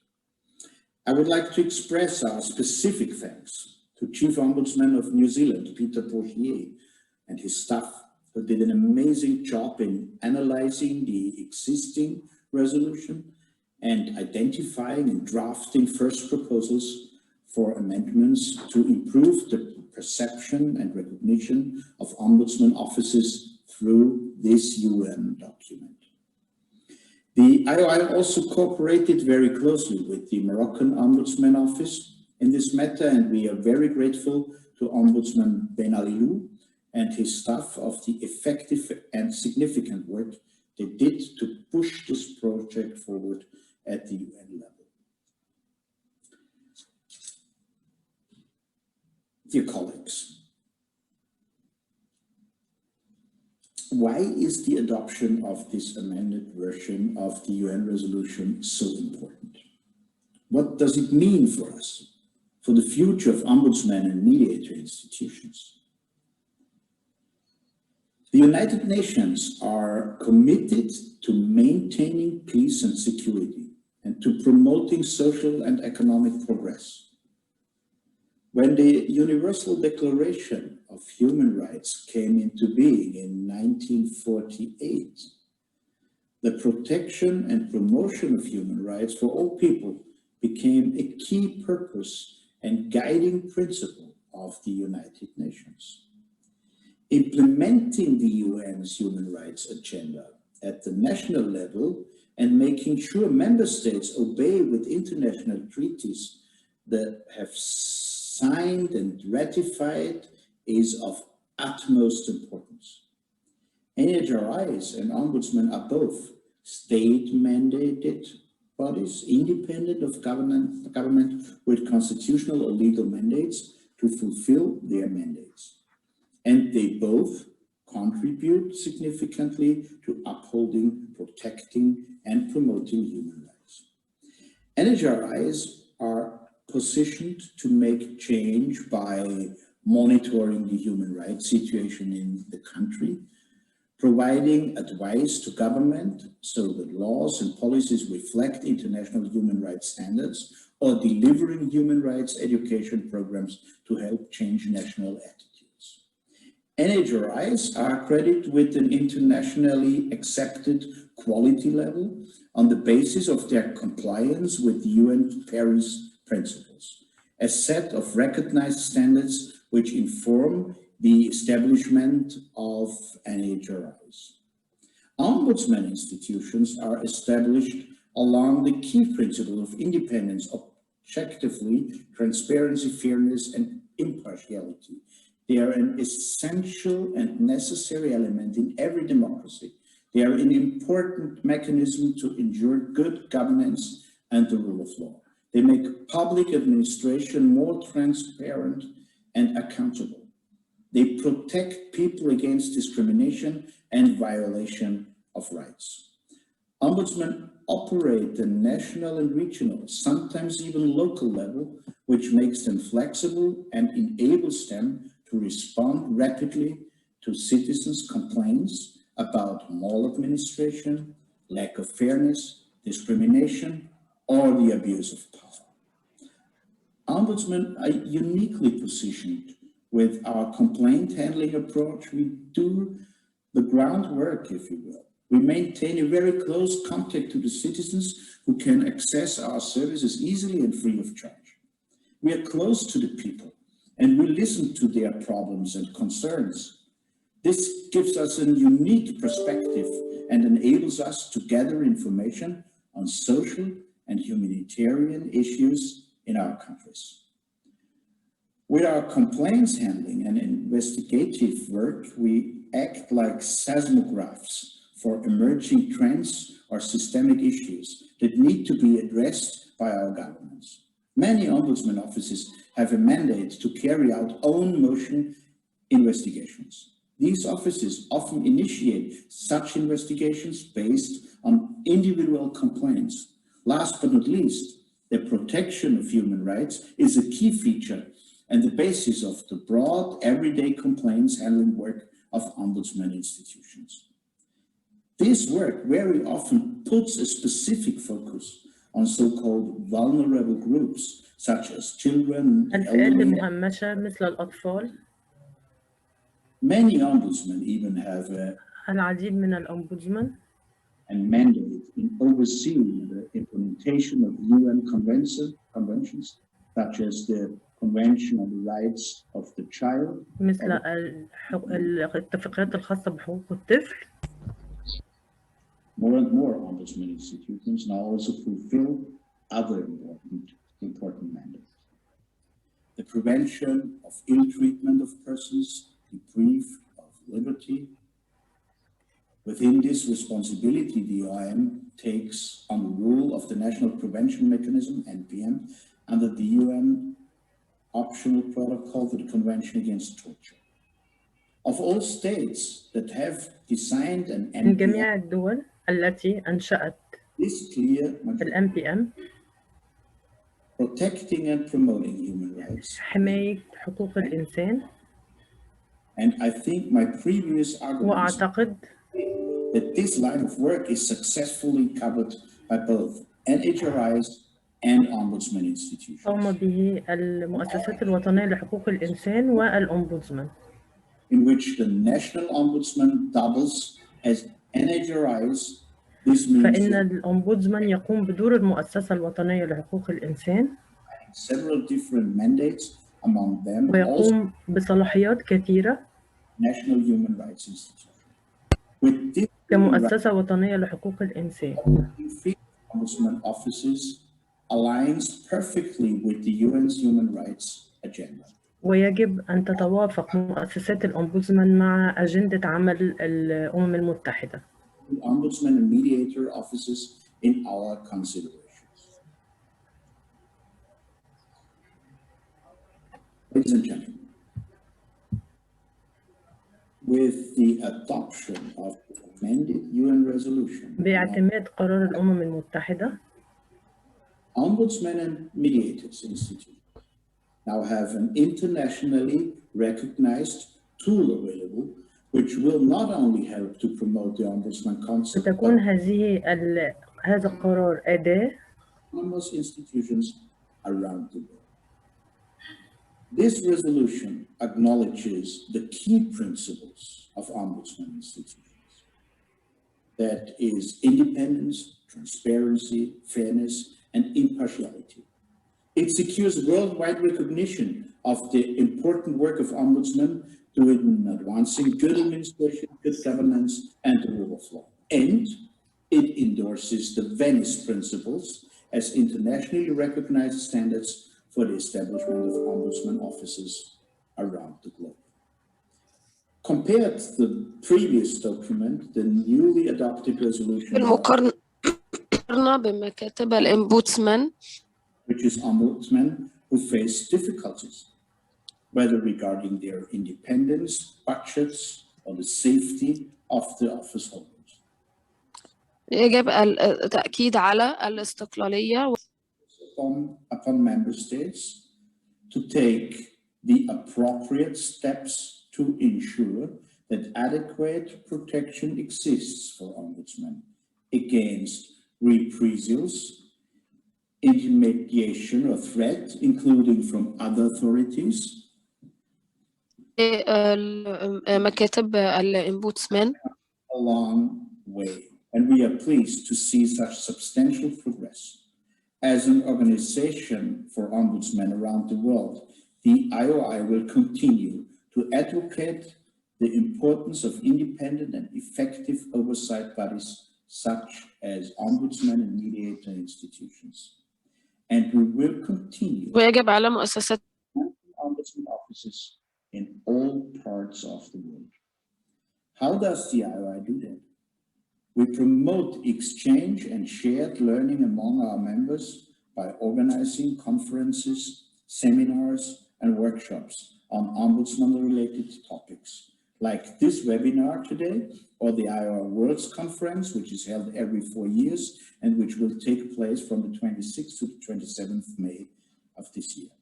We develop, organize, and offer trainings initiatives to our members to help them build their capacities, or training offer converts to very broad ranges of different topics, from more general trainings such as complaints handling practices to specific areas such as torture prevention and how to deal with challenging complaints, or just recently how to deal with media. We fund research and regional projects on ombudsman-related matters. This enables ombudsman offices to address important issues in their respective countries or regions, and it makes them more visible and raise awareness about their existence and services. The IOI also fosters and implements scientific research and publications that provide a good basis for an intensified exchange. We introduce a series of comparative studies on ombudsman institutions in the IOI regions, with the study on ombudsman in the African regions currently being finalized. We also introduce a best practice paper series with a view to provide guidance, material, and to address key issues on ombudsman-related topics. We foster an ongoing dialogue with international organizations and regional partner associations, such as the Global Alliance for NHRIs or the African Ombudsman and Mediators Associations. Last but not least, we support ombudsmen under threat, or colleagues who operate under very difficult circumstances. With the Venice Principles and the newly adopted UN resolution, we now have two very important tools at our hands to refer to when supporting colleagues under threat.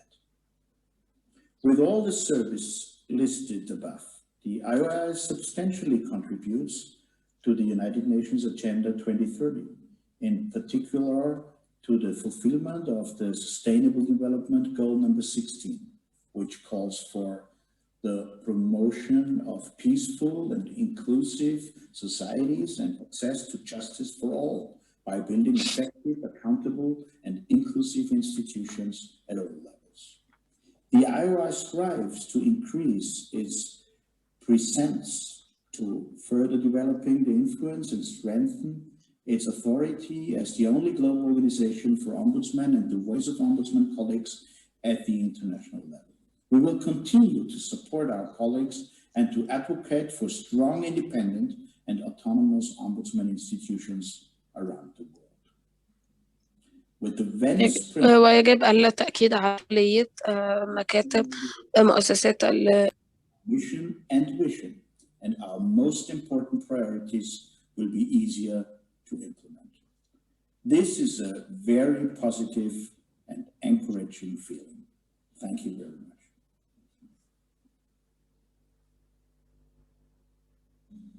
Ladies and gentlemen, it is a pleasure to talk to you at this webinar today.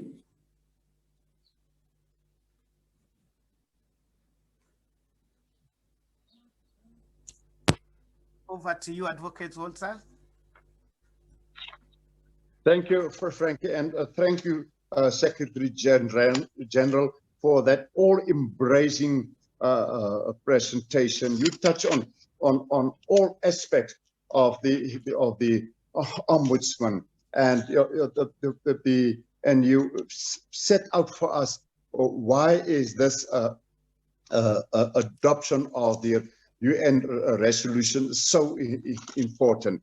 You mentioned that the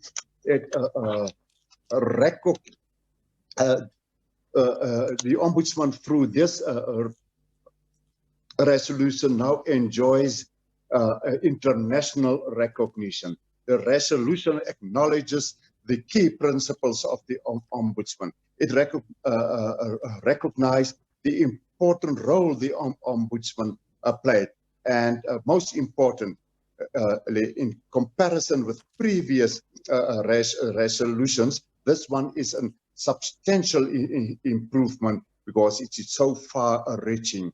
You touch on the work and the important work of the IOI, especially the training which they provide to members, and how they try to protect Ombudsman under threat. May I take the opportunity to congratulate you and thank you for the tremendous work the IOI have put into the amendment of the previous resolution, les amendements des résolutions auparavant, United Nations. So et dans ces résolutions des Nations Unies. And we will now open up the conversation for questions. Frankie, are there any questions which we can take?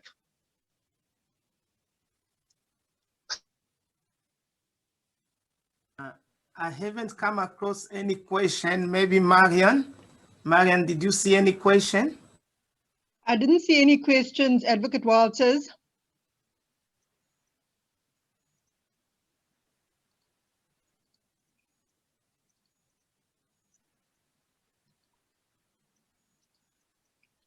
Advocate Walters, can you unmute yourself, please?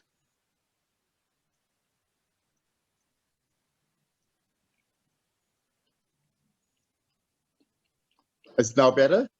Can you hear me? Yes, we can hear you now. Okay, so it's all better. My task is nearly fulfilled, so I just have to wrap up the proceedings and then hand over to Caroline. Can you hear me? Oh. Yes, we can hear you. We can hear you. Thank you. Then I will proceed. I like the discussion. I like the effort which was set and input which the different persons and organizations that for the adoption of this resolution. But we all know that that resolution will remain a paper dream if we do not actively engage our government. In the beginning, I stated that the resolution places 8 duties on the member states. But if we allow these duties to remain secluded in this resolution, they stand little chance of being implemented. The same applies that the resolution places not less than 6 duties on the Ombudsman and mediator. And then I raised the question, what should we do to make this document, this resolution, a living document? The speakers today set out the importance of this resolution. And I think that is what, while we're going back to our individual institutions, after having the opportunity to listen to the presentation, to interrogate the question, how can we as an individual ombudsman or mediators institution can keep or make this document, this resolution, a living document? We have, many of us may not have even heard about the previous resolutions by the UN General Assembly. But this resolution, although it's not binding on our member states, it is an important tool in our arsenal to hold our governments accountable. And we should read them and implement them in conjunction with the concluding observations and recommendations made by the different treaty bodies of the United Nations. There is a question now, so let us hear and see if somebody can answer the question.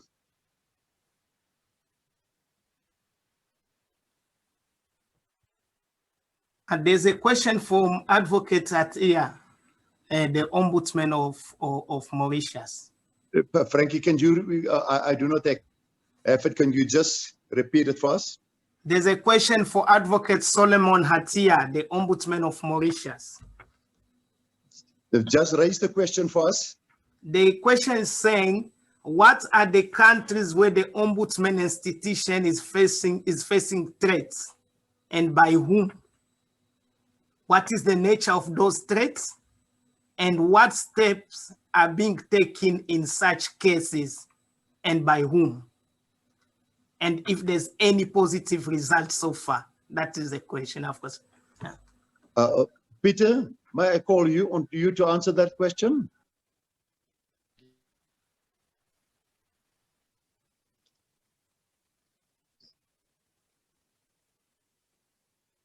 Peter, may I request you to answer the question? Can you hear me now? Yes, I can hear you. Yeah. There have been many threats to ombudsman bodies across the globe, and the threats take very different kinds. In some instances, people have been threatened with cuts to their budget. Some people have had court action taken against them, and you'll be aware of instances of that in Africa. Some ombudsman office holders have been personally threatened. There have been particular good examples. For example, the IOI sent a delegation to Poland in defense of the ombudsman there, who was being undermined by his government, investigated the situation, talked to NGOs and others, and held a press conference which received extensive coverage, and that removed the threat for that time. Another example was the Ombudsman of Cyprus, who was being threatened with court action by the Controller and Auditor General of Cyprus, who was attempting to investigate the work of the Ombudsman rather than just her budget. And in that instance, the IOI was able to intervene with the Attorney General in Cyprus, who quoted the Venice Principles in saying that the Auditor General did not have the right to take the Ombudsman to court. So that's an example of a successful intervention. There's more information in the, as I see from Karen in the Secretariat, there is more information in the IOI annual reports. The IOI works alongside other organizations like GANRI or AOMA or whoever the relevant body might be to support the office. And in every instance, we ask the office holder what we can usefully do. So we don't interfere where it's not helpful, but we work with the office holder to determine what might be useful, whether it's a letter to the Parliament, whether it's a delegation on the ground, or whatever steps might be necessary to support a colleague who's struggling.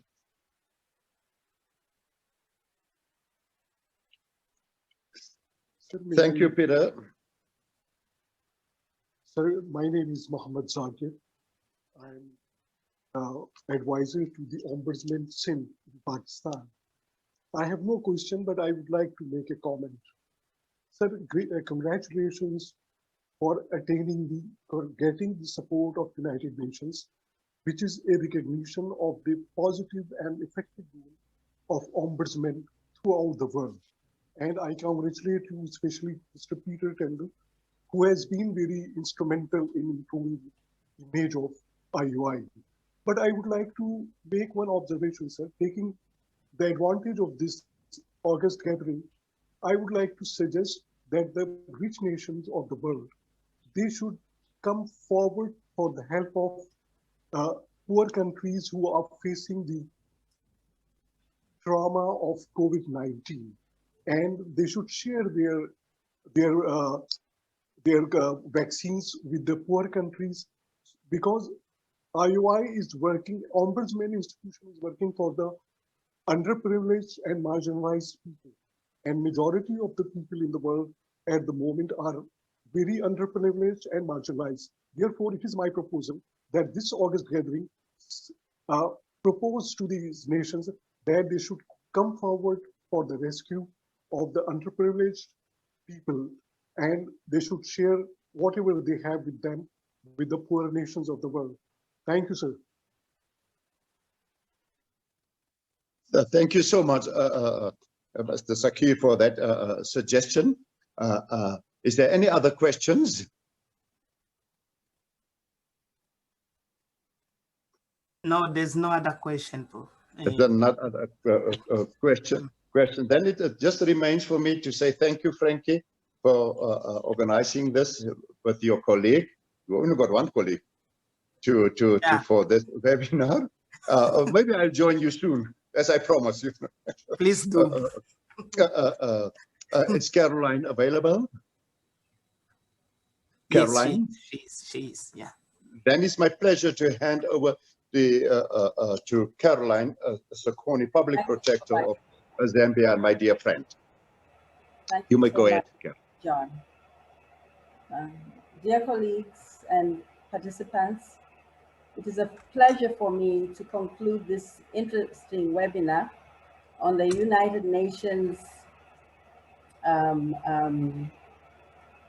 resolution on Ombudsman and Mediator institutions, which was adopted by the UN General Assembly on the 20th of December 2020, and the Venice Principles, which were adopted in March of 2019 by the Venice Commission. The importance of these two international instruments to Ombudsman and Mediator institutions cannot be overemphasized. I have personally learned a lot in this webinar, which I am assured has been beneficial to the participants in understanding the importance of the United Nations resolution and the Venice Principles as the first global standards for the protection and promotion of ombudsman institutions. Allow me, therefore, to express my gratitude to the organizers of this webinar, the African Ombudsman Research Center, and IOMA. In particular, let me thank the IOMA President and AORC Chairperson, through her representative, Advocate Goleka Galeka, the Deputy Public Protector of South Africa.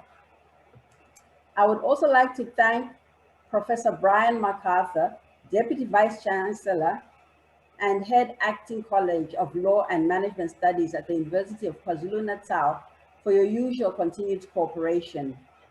To the AORC team, Frankie, Mariam, and others, we thank you so much for working tirelessly throughout this pandemic. We appreciate your efforts in organizing these well thought out and important events. These webinars are not just for academic purposes, but are meant not only to enhance our understanding on various ombudsman concepts, but also to improve the operations of ombudsman institutions. To the speakers of this webinar, we're very thankful for your well thought out presentations. Let me thank Mr. Peter Tindall, IOI President and Ombudsman of Ireland, as well as Mr. Werner Amon, IOI Secretary General, for the Austrian Ombudsman institutions, for being with us during this webinar. But more importantly, for your exemplary leadership exhibited at the helm of the IOI, despite the pandemic and other challenges, you have showed great leadership, and saw to it that the United Nations resolution on ombudsman and mediator institutions was adopted by the UN General Assembly. Mr. Tindall and Mr. Werner Amon, we applaud your selfless leadership for this milestone achieved during your tenure of office. Allow me also to take this opportunity to appreciate the role of the Ombudsman of Morocco, the role that the Kingdom of Morocco has played throughout the years in this process of constantly and relentlessly introducing resolutions on the institution of the Ombudsman at the UN General Assembly. I'm aware that Morocco worked tirelessly by engaging their UN permanent representatives to push for the adoption of this resolution. That is a work well done to you, Judge Mohammed Ben Alilou, Ombudsman of Morocco. May I also urge the African Ombudsman and Mediators Association to work together with the Moroccan Ombudsman to synchronize and also incorporate the OR Tambo Ombudsman standard into subsequent UN General Ombudsman resolutions. I reiterate the encouragement that was given by Advocate John Walters earlier on. Let me now turn my attention to the facilitator of this webinar, Advocate John Walters, for handling and ensuring smooth flow of presentations throughout this webinar, and for making sure that questions and concerns raised before and during the presentations were tackled accordingly. We thank you, Advocate John Walters, for a job well done. May I also mention at this juncture, grateful thanks and accolades to Ombudsman John Walters, who shall be retiring as Ombudsman of Namibia in July 2021. Advocate Walters served as acting prosecutor of Namibia, Prosecutor General of Namibia from December 2002 to December 2003. Coincidentally, we have followed similar career paths with Advocate John Walters. I also served as Director of Public Prosecutions before being appointed to the Office of Ombudsman of Zambia. So we were both appointed in the same year in 2004, and both our country constitutions, the Constitution of Zambia says the Ombudsman will serve until the age of 65. And the Constitution of Namibia also says the Ombudsman of Namibia will serve until the age of 65. But fortunately or unfortunately, I am not yet 65, so I will serve a little bit longer than Ombudsman Walters. In his illustrious career as Ombudsman, Advocate Walters also served as IOI President and also as Executive Member of the African Ombudsman and Mediators Association, and also Board Member of the African Ombudsman Research Center. Advocate Walters has been a mentor to newly appointed and upcoming and long-serving ombudsmen, not only in Africa, but throughout the world. He has always been willing to offer counsel and advice and expertise. We shall surely miss him, and we wish him well in his role of elderly statesman of ombudsmanship in Africa after 17 years of service as Ombudsman of the Republic of Namibia. We serve you, we thank you, Ombudsman Walters, and we honor you as in this webinar. Thank you so much. And I would also like to wish Ombudsman of Ireland, Tindall, well, even as he leaves office as IOI President. We will remember him every single continent. I think he has touched every single continent in which he has been heading as IOI President. We thank you so much, Mr. Tindall, and thank you all for listening.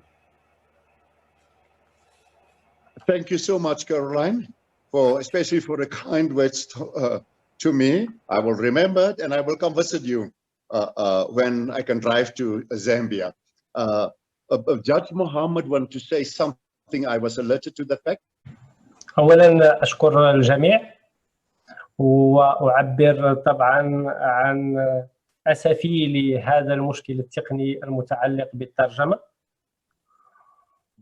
وأؤكد أن العمل في مرحلة ما بعد القرار الأمم المتحدة أو الجمعية العامة سيكون أكثر أهمية، سيكون أكثر فائدة لمؤسسات الأومبودسمان. يجب أن نشتغل من أجل سيادة الحقوق، من أجل سيادة الحريات، من أجل سيادة المحبة والسلام عبر مختلف المناطق المعمور. كنت سعيد جدا بالتشرف بالتواجد معكم زملائي، زميلاتي، صديقاتي، أصدقائي في هذا اللقاء عن بعد.